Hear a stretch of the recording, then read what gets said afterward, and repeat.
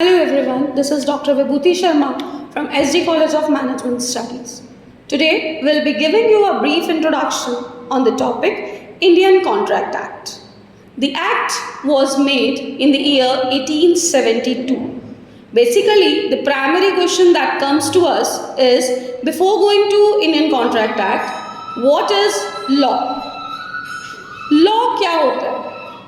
हमारे लिए लॉ पढ़ना ज़रूरी क्यों है? लॉ एक ऐसा सब्जेक्ट है जो MBA, BBA, BCom, LLB सभी के स्टूडेंट्स को पढ़ाया जाता है। बेसिक पर्पस इसका यही होता है कि आपको इस तरह की नॉलेज देना लॉ में कि आपके साथ कोई डिच ना कर सके, आपका कोई अनड्यू एडवांटेज ना उठा सके, उसके लिए हम लॉ पढ़ते हैं। बिजनेस में भी हमें अलग अलग तरह के लॉज की ज़रूरत पड़ती है। यह हमारी ज़िंदगी के हर एक फील्ड से जुड़ा होता है, चाहे वो हमारी डेली बेसिक नेसेसिटीज़ हो, चाहे वो हमारी बिजनेस हो। Now the question is, what is law?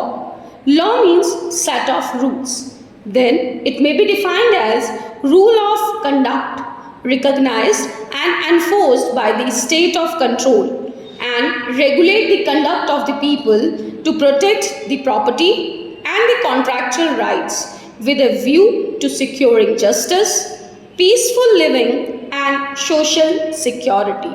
Law हमें हर तरफ से प्रोटेक्ट करता है। लॉ वो रूल्स का सेट है जो हमें बचाता है, हमें यह बताता है कि हम किस तरीके से ना तो दूसरों के साथ धोखा करें और ना ही अपने साथ धोखे को सहन करें। तो अब हमारा जो मेन टॉपिक है वो आता है Indian contract act. Indian Contract Act was made in the year 1872.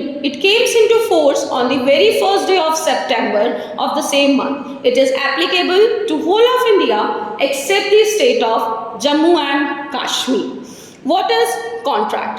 All the essentials of dealing with the contract, that is the general principle of laws governing all contract, and it covers the special provisions related to Indian Contract Act. It contains quasi-contract, bailment, pledge as a special contracts as a special provisions of the contract. Then the very first thing that comes to our mind is, what is contract? Yes, contract क्या होता है?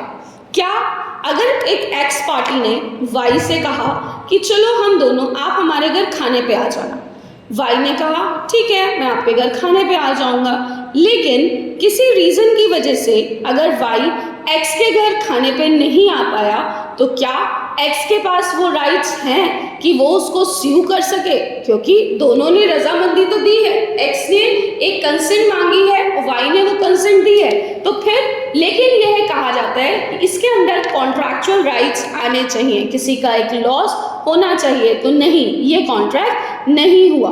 तो section 2H Indian contract act का describe करता है contracts को कि contract is an agreement enforceable by law. That means दो कंडीशन हमारे सामने नेसेसरी होती हैं किसी भी कॉन्ट्रैक्ट को बनाने के लिए.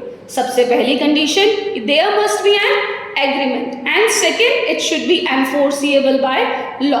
तो कॉन्ट्रैक्ट को बनाने के लिए agreement plus enforceability by law होना जरूरी है. अब हमने कॉन्ट्रैक्ट तो पढ़ा क्या होता है, लेकिन अब हमारे दिमाग में आएगा तो फिर एग्रीमेंट क्या होता है? अगर कॉन्ट्रैक्ट ये है तो एग्रीमेंट क्या है?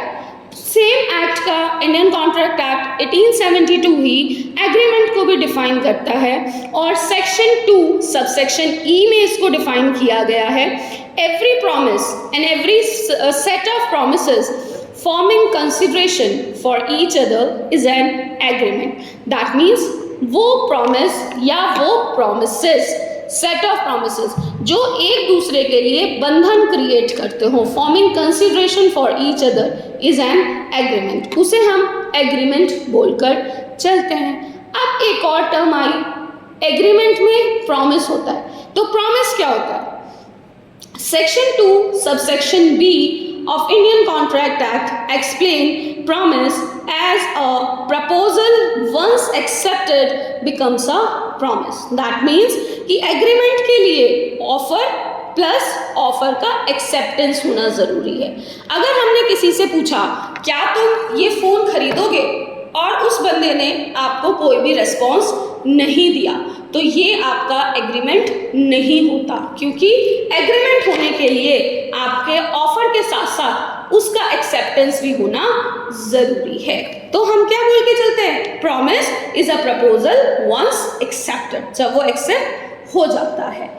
और दूसरी कंडीशन इसके लिए जो आती है वो आती है एनफोर्सेबिलिटी ऑफ लॉ। कॉन्ट्रैक्ट में हमने दो चीज पढ़ी थी, एग्रीमेंट क्या होता है और एनफोर्सेबिलिटी। अब एनफोर्सेबिलिटी हम किसे कहते हैं? That means if there is something that creates legal obligations then it is called enforceability of law.